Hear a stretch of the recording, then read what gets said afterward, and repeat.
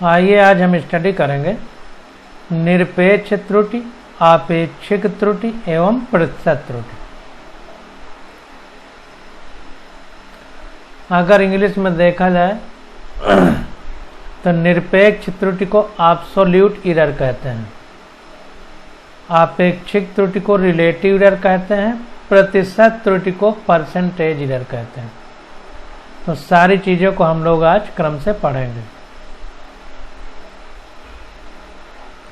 तो सबसे पहले निरपेक्ष त्रुटि या आपेक्षिक त्रुटि एवं प्रतिशत त्रुटि के बारे में। तो सबसे पहले हम देख रहे हैं निरपेक्ष त्रुटि मतलब एब्सोल्यूट एरर, आपेक्षिक त्रुटि मतलब रिलेटिव एरर और प्रतिशत त्रुटि मतलब परसेंटेज एरर। माना कि किसी राशि के कई मापनों के मान क्रमशः A1, A2, A3 ... AN है, मतलब अनंत तक है या AN तक है, नंबर होगा कोई। प्रायोगिक परिस्थितियों में इस राशि को सर्वाधिक संभव मान इन सभी मानों के समांतर माध्य को माना जा सकता है। तो कहने का मतलब यह है कि A1, A2, A3 से लेकर के AN तक अगर बहुत सारी राशियां हों तो इस राशि का सर्वाधिक संभव मान जो हम कह सकते हैं तो इन सभी मानों के समांतर माध्य को माना जा सकता है। समांतर माध्य को इंग्लिश में अरिथमेटिक मीन बोलेंगे। अब ये समांतर माध्य कैसे निकाला जाता है उसको देख लेते हैं। तो जैसे हम लोग पहले पढ़ते थे एवरेज निकालते थे, मैं जैसे मान लीजिए 1, 2, 3, 4, 5 संख्या है, इसका एवरेज निकालना है तो पांचों को जोड़ देंगे और बटा में लिखते थे जितनी संख्या है, नंबर ऑफ नंबर। 5 संख्या है तो बटे 5 करते थे तो उसका एवरेज निकल आता था। तो उसी प्रकार अरिथमेटिक मीन जो है समांतर माध्य, उसको किस तरह निकालेंगे तो A माध्य इक्वल टू हो जाएगा A1 + A2 + A3 + ... AN तक और अपान यानी बटे n का मतलब जितने संख्याएं हैं या जितने जो भी है जितना भी है उसमें बटे करके उतना कर देते हैं। तो इसको लिखेंगे A माध्य इक्वल टू, माध्य मतलब मीन, तो A माध्य इक्वल टू ये सिग्मा इसको बोलते हैं, सिग्मा का साइन लिखते हैं। सिग्मा का मतलब पूरा जितना भी है सब एक साथ, तो सिग्मा का साइन लिखते हैं। I का मतलब इनिशियल प्रारंभिक, तो प्रारंभिक हम 1 से शुरू कर रहे हैं और n तक जाना है, 1 से शुरू करके n तक। तो जो प्रारंभिक होता है उसको नीचे लिखते हैं और जो बाद में होता है उसको ऊपर लिखते हैं। तो प्रारंभिक I मतलब इनिशियल ये 1 के बराबर है और अंतिम जो है वो n के बराबर है, तो n को ऊपर लिखा गया। तो ये हो गया AI/n। तो इस प्रकार से हम इसको लिखेंगे। A माध्य यानी A mean equal to sigma कहेंगे इसको, ये समांतर माध्य का एक तरह से साइन कह सकते हैं। और इनिशियल 1 से शुरुआत हुआ तो 1 लिखेंगे, ऊपर n लिखेंगे AI/n। क्योंकि जैसा पहले स्पष्ट किया जा चुका है कि यह मानना युक्ति संगत है कि किसी राशि की व्यष्टिगत माप उस राशि के वास्तविक मान से उतनी ही अधिकाकलित हो सकती है जितनी उसके अब आकलित होने की संभावना होती है। तो कहने का मतलब ये है, फिर से इसको देखते हैं कि क्योंकि जैसे पहले स्पष्ट किया जा चुका है कि यह मानना युक्ति संगत है कि किसी राशि की व्यष्टिगत माप का मतलब इंडिविजुअल माप, इंडिविजुअल मेजरमेंट मतलब एक मेजरमेंट, उस राशि के वास्तविक मान से उतनी ही अधिआकलित हो सकती है, मतलब उतना ही ज्यादा हम आकलन कर सकते हैं जितने उसके अवकालिक होने की संभावना होती है। तो आकलित का मतलब ओवर एस्टिमेट और अब आकलित का मतलब अंडर एस्टिमेट। तो आकलित का मतलब ओवर एस्टिमेट मतलब ज़्यादा, उससे ज़्यादा होना, और अब आकलित का मतलब उससे कम होना। तो उससे कम होने की संभावना नहीं है और जितना होना चाहिए उससे ज़्यादा होने की भी संभावना नहीं है। तो वही कह रहा है कि क्योंकि जैसा पहले स्पष्ट किया जा चुका है कि यह मानना युक्ति संगत है कि किसी राशि की व्यष्टिगत माप यानी इंडिविजुअल मेजरमेंट उस राशि के वास्तविक मान से उतनी ही अधिआकलित हो सकती है जितने उसके अब आकलित होने की संभावना होगी, उससे ज़्यादा नहीं हो सकती है।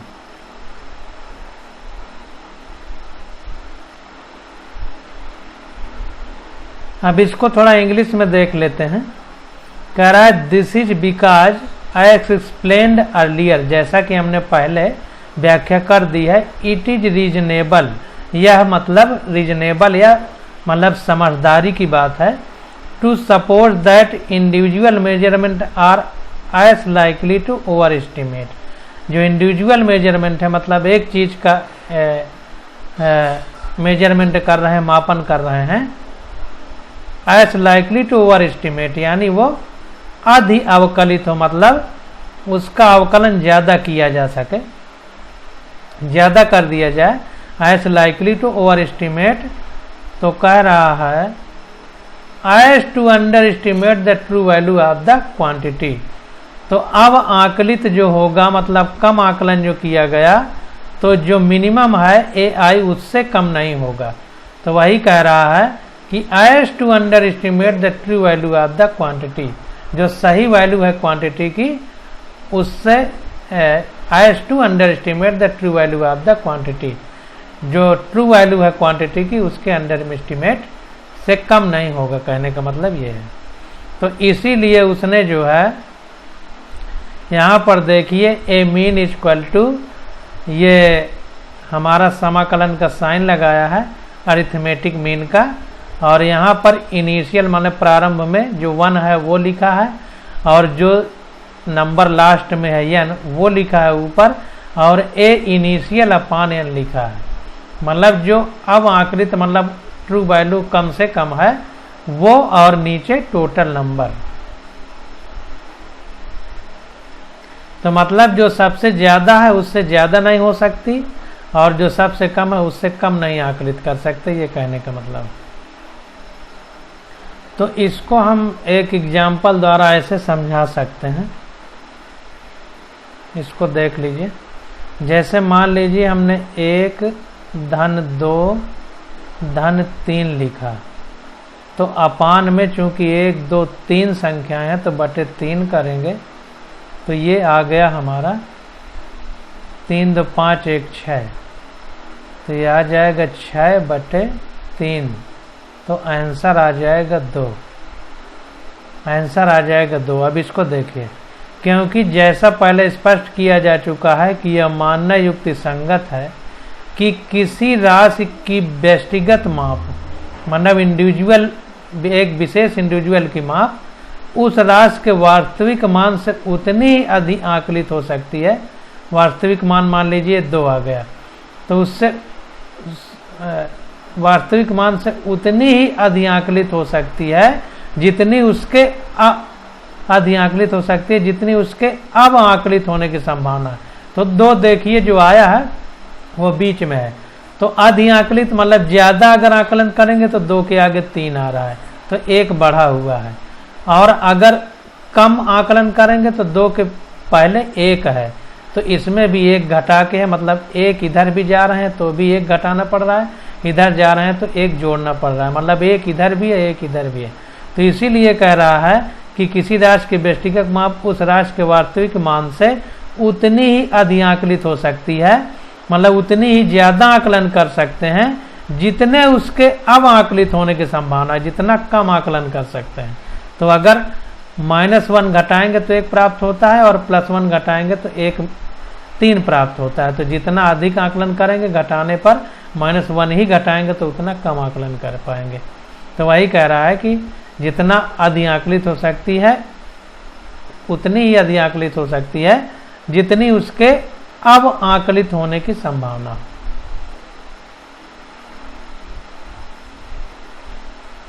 अब आगे देखते हैं, राशि के व्यष्टिगत और वास्तविक माप के बीच के अंतर के परिमाण को मापन की निरपेक्ष त्रुटि कहते हैं।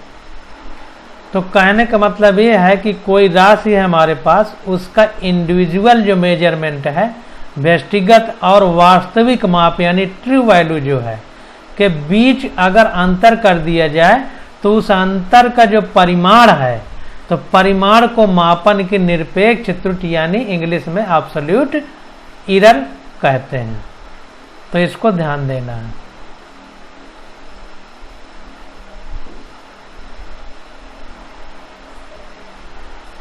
तो इसको समझिए कि इंडिविजुअल मेजरमेंट और जो उसकी ट्रू वैल्यू है, इंग्लिश में थोड़ा देख लेते हैं इसको।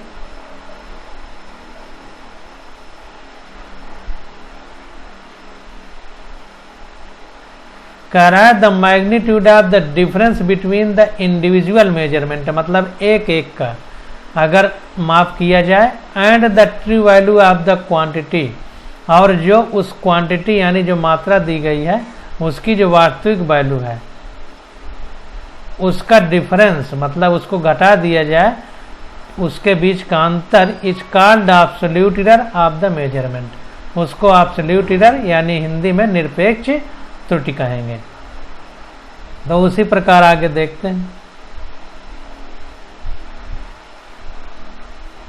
तो यहां तक अंडरलाइन कर लीजिए। इसको मॉड ऑफ डेल्टा ए से डिनोट करेंगे। देखिए परिमाण का मतलब होता है, जैसे हमने लिख दिया 10 किलोग्राम, तो किलोग्राम हमारा मात्रक हो गया, वो ये बता रहा है कि कोई द्रव्यमान तौला गया है, और 10 जो है ये परिमाण है या मात्रक है, परिमाण है या परिमाण इसको कहेंगे या मैग्नीट्यूड। जैसे कहते हैं कि हम 10 किलोमीटर चले, तो किलोमीटर हमारा ये बता रहा है कि हम दूरी चले हैं, लेकिन 10 जो है वो परिमाण है। तो परिमाण को हम दो खड़ी लाइन खींच के उसके भीतर लिखते हैं, और ये जो खड़ी लाइन है इनको मॉड ऑफ बोलते हैं, मॉड ऑफ। तो वही कह रहा है कि इसको मॉड ऑफ, मॉड डेल्टा है मतलब दो चीज के बीच का अंतर है, द्वारा निर्दिष्ट किया जाता है। तो इसको भी अंडरलाइन कर लीजिए इसके साथ साथ। इसको तो हम पहले अंडरलाइन किए ही थे,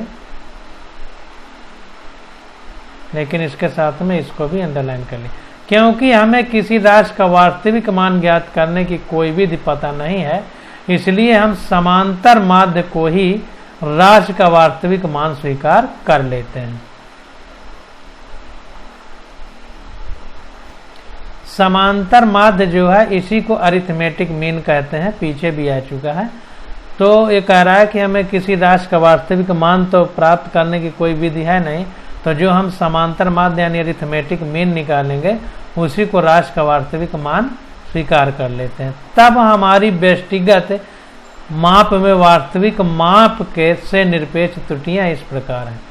तो जब हम समांतर माध्य को ही वास्तविक स्वीकार कर लेंगे, जबकि वो वास्तविक है नहीं, तो जाहिर सी बात है कि कुछ न कुछ त्रुटि है। तो वही कह रहा है कि तब हमारी व्यक्तिगत माप यानी इंडिविजुअल माप यानी एक एक का जो मापन कर रहे हैं, अलग अलग एक एक का माप में वास्तविक माप से निरपेक्ष त्रुटियां इस प्रकार हैं। जैसे डेल्टा A1 में मापेंगे, तो डेल्टा A1 अगर हमको निकालना है तो A1 में ए माध्य यानी मीन जो समांतर माध्य है उसको घटा देंगे। इसी प्रकार डेल्टा A2 में जो अरिथमेटिक मीन है उसको घटा देंगे। इसी प्रकार AN अगर आ जाएगा डेल्टा AN, तो उसका मतलब होगा कि AN माइनस ए माध्य यानी ए मीन। ऊपर परिकलित डेल्टा ए का मान कुछ प्रकरणों के लिए धनात्मक हो सकता है, जबकि दूसरे कुछ अन्य प्रकरणों के लिए यह ऋणात्मक हो सकता है, परंतु निरपेक्ष त्रुटि मॉड ऑफ डेल्टा ए सदैव ही धनात्मक होती है। तो इस बात को ध्यान देना है कि जब मॉड लग जाता है तो वहां पर मैग्नीट्यूड हो जाता है परिमाण, और परिमाण में चिन्ह नहीं लगता है। जब चिन्ह ही नहीं लगता है तो वो धनात्मक ही रहेगा, तो सदैव ही धनात्मक रहेगी निरपेक्ष त्रुटि हमारी यानी एब्सोल्यूट एरर। तो इसको ध्यान देना है। अब आगे देखते हैं भौतिक राशि की निरपेक्ष त्रुटियों यानी एब्सोल्यूट एरर के परिमाणों के समांतर माध्य यानी अरिथमेटिक मीन को भौतिक राशि ए के मान की अंतिम या माध्य निरपेक्ष त्रुटि कहा जाता है। मतलब ये एब्सोल्यूट मीन एरर हो जाएगी, मीन एब्सोल्यूट एरर, माध्य निरपेक्ष त्रुटि। इसको डेल्टा ए माध्य यानी डेल्टा ए मीन से निरूपित करते हैं। अतः इसको कैसे लिखा जाता है, delta A mean equal to, इस प्रकार लिखेंगे, डेल्टा ए माध्य यानी mean equal to mod of delta A one plus mod of delta A two plus mod of delta ए3, ये डॉट डॉट एन तक जाएंगे यानी मॉड ऑफ डेल्टा एन, और पूरी नंबर एन है तो n से भाग दे दिया गया। इसी प्रकार जैसे ऊपर लिखा गया था तो इसी को अब हम लोग इस तरह लिख सकते हैं जैसे नीचे लिखा गया है, mod of delta A I upon N हो जाएगा, आई इक्वल टू 1 और एन तक हम इसका समांतर माध्य निकालेंगे, अरिथमेटिक मीन निकालेंगे। यदि हम कोई एकल माप लें, मतलब एक अकेली माप ले लें, तो हमें इसका मान ए माध्य प्लस माइनस डेल्टा ए माध्य के परिसर में कहीं प्राप्त होगा। अगर हम कोई एक ले लें,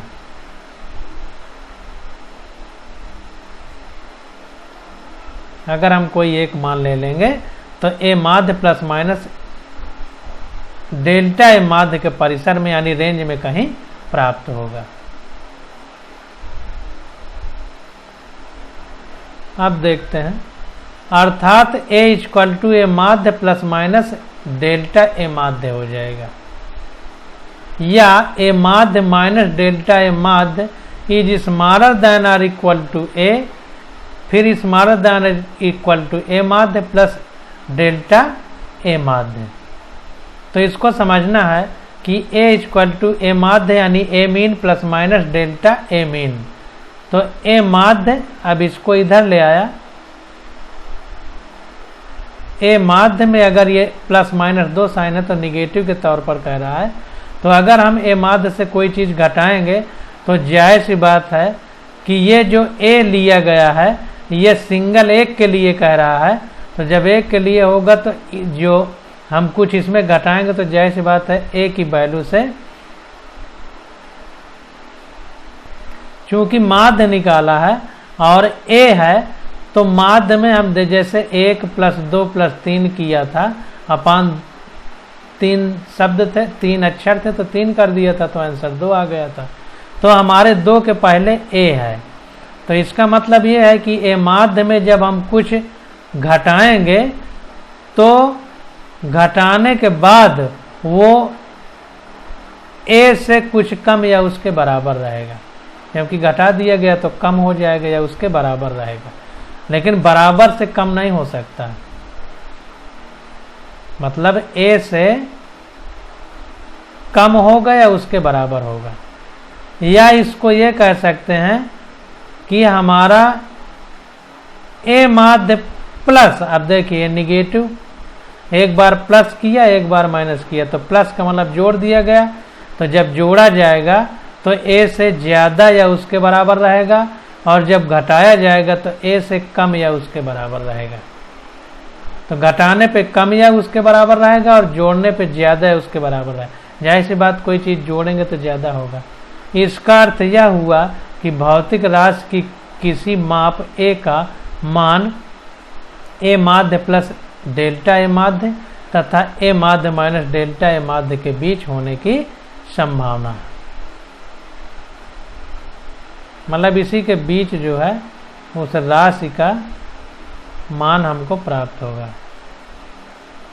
निरपेक्ष त्रुटि यानी एब्सोल्यूट एरर के स्थान पर हम प्रायः आपेक्षिक त्रुटि या प्रतिशत त्रुटि डेल्टा ए का प्रयोग करते हैं।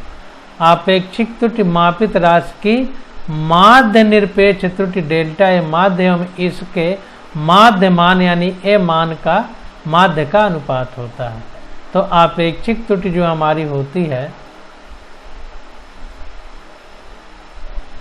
वो डेल्टा ए माध्य अपान ए माध्य होती है।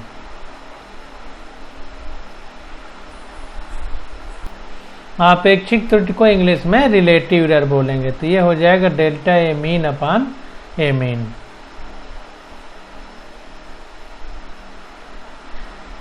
अतः आपेक्षिक त्रुटि को प्रतिशत में व्यक्त करते हैं तो इसे प्रतिशत त्रुटि कहा जाता है। अब अगर आप ऐच्छिक त्रुटि को परसेंटेज में हम डिनोट कर दें तो इसी को हम लोग जो है प्रतिशत त्रुटि कहने लगेंगे।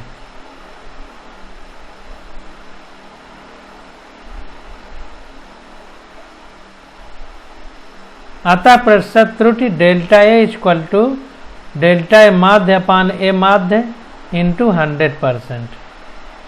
तो ये प्रतिशत त्रुटि जब व्यक्त करेंगे तो इस तरह व्यक्त करेंगे, इस तरह लिख देंगे। आइए अब हम एक उदाहरण पर विचार करते हैं। अब एग्जाम्पल करके देखेंगे तो जो भी ये चीज़ें, ये जो भी तमाशा हमने बताया आपको, इसके बारे में पूरा अच्छे से समझ में आ जाएगा।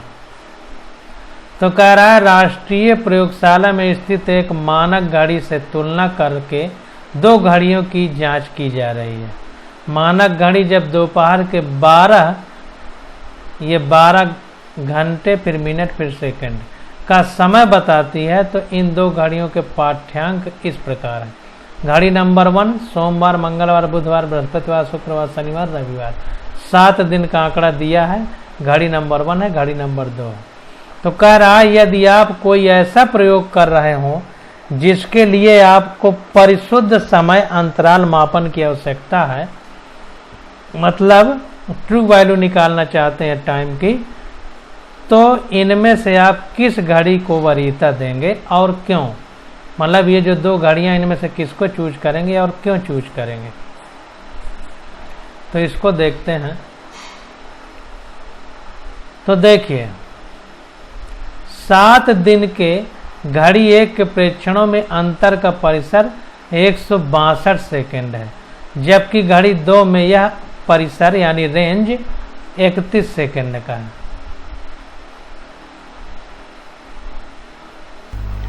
तो अब इस क्वेश्चन में देखते हैं हम लोग। देखिए जो कह रहा है मानक घड़ी है दोपहर के 12 घंटे फिर मिनट फिर सेकंड का समय दर्शाती है, और 2 घड़ियां हमारे पास ली गई हैं, घड़ी 1 और घड़ी 2।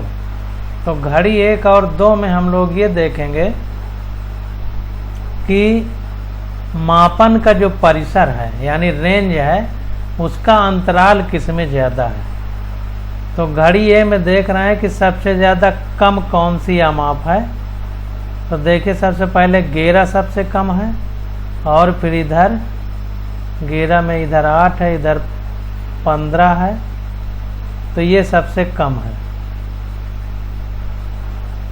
सबसे कम हमारा ये है 11:59 अब देखते हैं सबसे ज़्यादा कौन है। तो इधर 12 सबसे ज़्यादा है, और 12 में कौन सबसे कम ज़्यादा है। तो 12 में 12:05, 12:01:15, 12:01:30। तो 12:01:30 हमारा ये सबसे ज़्यादा है। तो अगर हम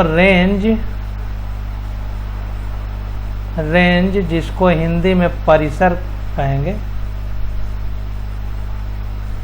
परिसर ये निकालना चाहें तो इस ज़्यादा में कम को घटा देंगे। ये ज़्यादा में कम जब घटाएंगे तो ये 162 सेकंड आता है घड़ी नंबर 1 के लिए।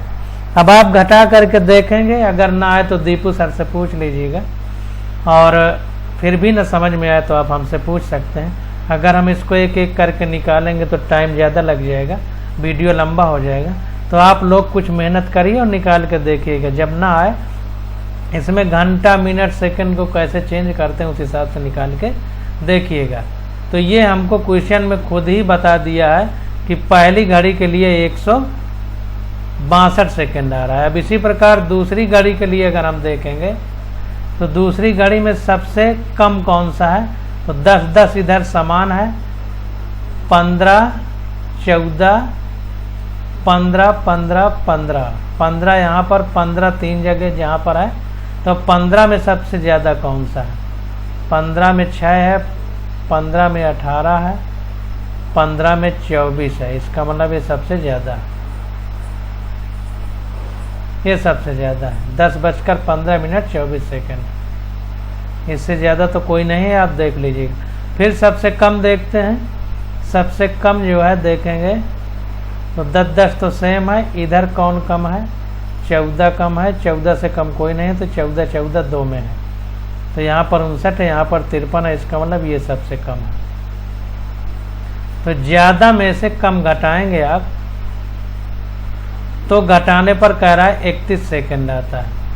तो जो परिसर यानी रेंज है इस वाली घड़ी के लिए कम है और इस वाली घड़ी के लिए ज़्यादा है। तो इसलिए अगर हमको ये समझना दो घड़ियों में से उपयोग करना पड़े तो किस घड़ी को उपयोग करेंगे? जिसका इधर उधर फ्लक्चुएट करने का रेंज कम है, क्योंकि दूसरी घड़ी का रेंज 31 सेकंड है, पहली का 162 सेकंड है।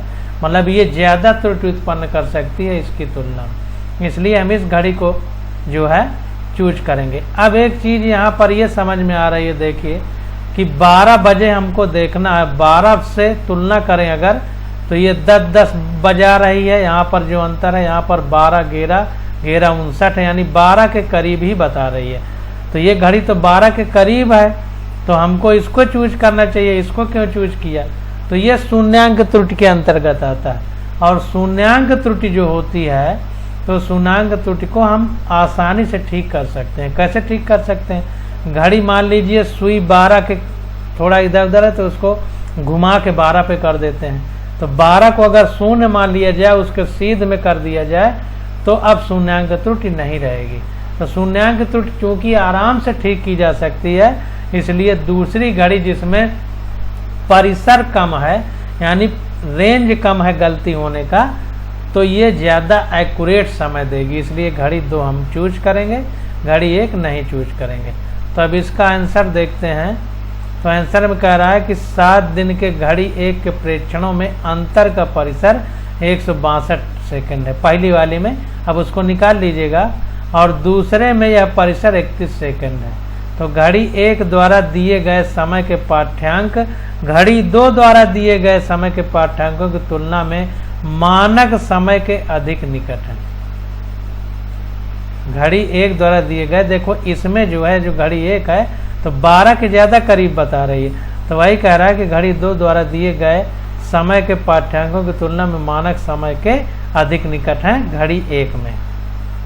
महत्वपूर्ण बात यह है कि घड़ी की शून्यांक त्रुटि परिशुद्ध कार्य के लिए उतनी महत्वपूर्ण नहीं है जितना इसके समय में होने वाला परिवर्तन है। तो इसमें देखिए समय में परिवर्तन का रेंज केवल 31 सेकंड है, इसमें 162 सेकंड का अंतर कर दे रही है।